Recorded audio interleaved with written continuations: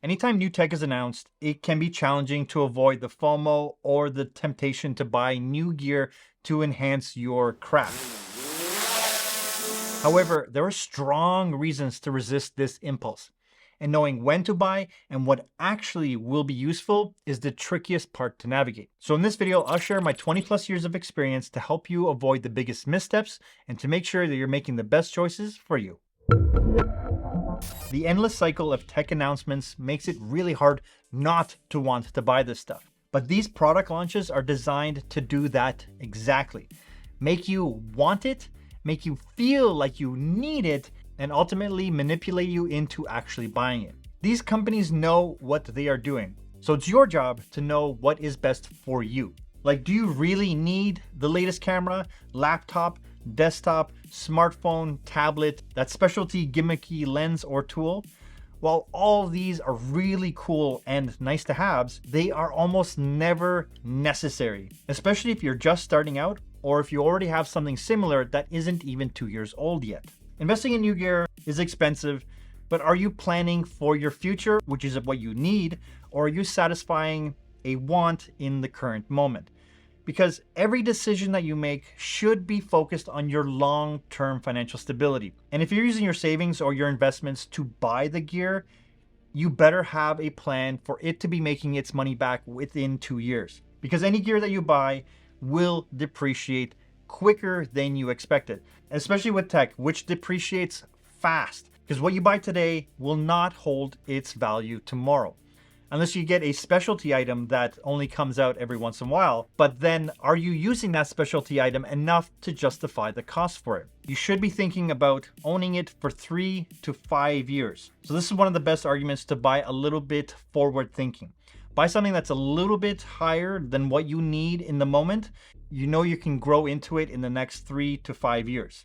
And when you make a commitment to something, stick with it. Having the discipline not to get engaged in buying new gear every 1 to 2 years, because ultimately what you want to do is you want to have a profitable business. You want money coming in and not instantly going out to new gear or even trying to pay for older gear that you don't even use. And there's even a point where people won't buy used gear because there's new gear that works better for roughly the same price as used gear. And if you're looking for gear on the secondary market, the 3 to 5 year mark is where you'll find some of the best deals. So if you're looking at new gear and you're feeling like you're missing out and you just want to have some of that retail therapy, maybe look at the secondary market so you get the purchase out of the way, but you still get a great piece of gear, but your financial plan stays intact. And you have to ask yourself, are you skilled enough with the equipment that you have to use it to its full potential? Have you spent the time really maxing out what you can do with the gear that you have? Have you used every single piece of gear that allows you to get the best out of you and not just the tech? Yes, tech can make the job easier, but skills are the thing that transfer more than the tech does. We see it time and time again where a skilled person can use older gear and get better results than someone that doesn't have the skills with brand new tech. Understanding the workflow and the technique is far superior than the equipment that you're using. So skills are definitely more important than the gear. High quality work depends on the talent and the skill, not the newest equipment. So you have to consider that spending time improving the skills might be a better investment than spending money on that new gear. And that's because the latest gear may offer only marginal improvements over what you already have. So it's really important to evaluate whether that potential improvement justifies the expense of the new gear. And this is especially true when the motivation for buying is from FOMO rather than a real need. And I have found myself being in a need to use a piece of gear a few years later, only to find out that it doesn't work the way I imagined it or the way I would want it. And it didn't work up to my expectation because it was sitting too long. And the money spent on that new gear, I wish I had used it more wisely and put it into investments that would have actually grown my money, not my gear closet. Doing simple investments into ETFs, not NFTs, more index funds, think S&P 500, where the return on investment on that savings could be substantial over time. And if that debt isn't managed carefully, especially with high interest credit cards, that could be a significant roadblock for achieving financial freedom, which is the ability to choose the kind of jobs that you want to work on and not be forced to take every job because you need the money. It's really important to keep a buffer for unexpected expenses.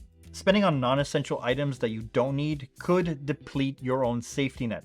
And it's better to make smarter, safer choices when it comes to money than the exciting choices. And I've actually reversed course and started to whittle down my entire gear collection to the things that I actually use consistently and only rent the specialty items when the need arises.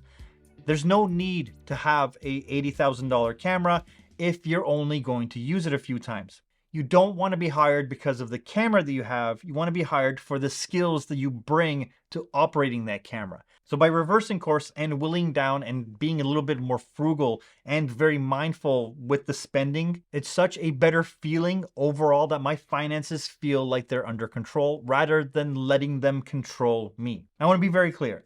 This is not about never investing in new gear, but about making wise, deliberate decisions rather than reacting to FOMO or the desire to have the latest and greatest, which will only make you miserable in the long run, which is exactly what I talk about in this video and why you need to get off the hedonic treadmill.